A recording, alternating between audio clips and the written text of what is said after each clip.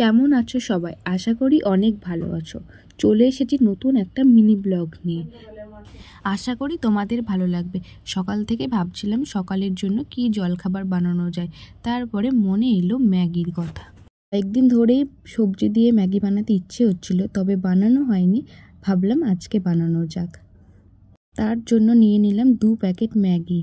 তোমাদের কার কার ম্যাগি খেতে ভালো লাগে অবশ্যই জানাবে। আমার তো ম্যাগি ভীষণ ভালো লাগে।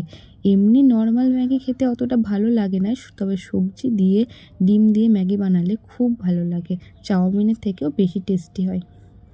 তোমাদের কি মনে হয় কোনটা বেশি ভালো, চাউমিন না ম্যাগি? তবে দুটোর আলাদা আলাদা স্বাদ।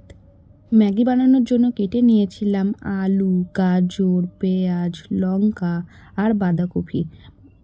এক কথায় ঘরে যেইগুলো ছিল সেইগুলোই কেটে নিয়েছিলাম। আরও সবজি দিলে ভালো হতো, তবে সেইগুলো ছিল না, তাই আর দেওয়া হয়নি। তোমরা যখন বানাবে তখন আরও বিভিন্ন রকমের তোমাদের পছন্দ অনুযায়ী সবজি দিবে। কড়াইয়ে ভালো করে তেল গরম করে নিয়ে সবজিগুলো দিয়ে তারপরে হলুদ লবণ দিয়ে নাড়াচাড়া করে নিলাম। আলু আর গাজরটা যখন একটু ভাজা ভাজা হয়ে এলো তখন আমি দিলাম বাঁধাকপিটা, কুচিয়ে রাখা বাঁধাকপি। তোমরা সেটা আগেই দিতে পারো, তবে আমি একটু পরে দিলাম যাতে বেশি ভাজা না হয়ে যায় বাঁধাকপিটা। আমি চেয়েছিলাম পেঁয়াজ কুচিটাও একটু পরে দেওয়া, তবে একসাথে কাটা ছিল বলে একসাথে দিতে হলো। তারপর সবজিগুলো একটু ভালো করে ভেজে নিলাম।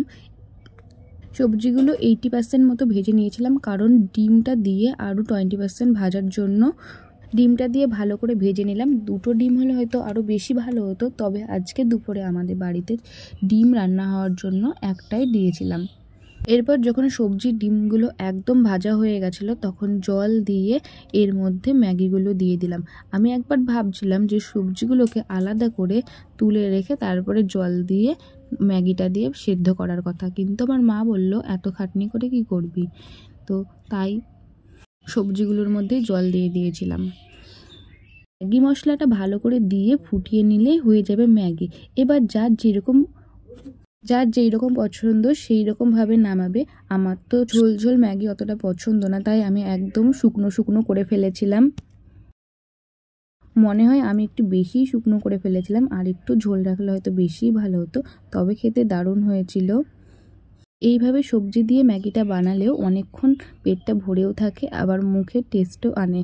আর আমার পক্ষে এইভাবে বানিয়ে 2টো ম্যাগি খাওয়া একদমই সম্ভব না, তাই আমি একটু মায়ের জন্য রেখেছিলাম। আমার তো খেয়ে বেশ ভালোই লাগলো। গরম গরম ম্যাগি খাওয়ার মজাই একটা আলাদা। মাও বলেছে বেশ ভালোই হয়েছে। তো তোমাদের কেমন লাগলো অবশ্যই জানাবে। আবার দেখা হবে নেক্সট কোনো ভিডিওতে। আজকের মতো এই পর্যন্ত। তোমরা সকলে ভালো থেকো, সুস্থ থাকো।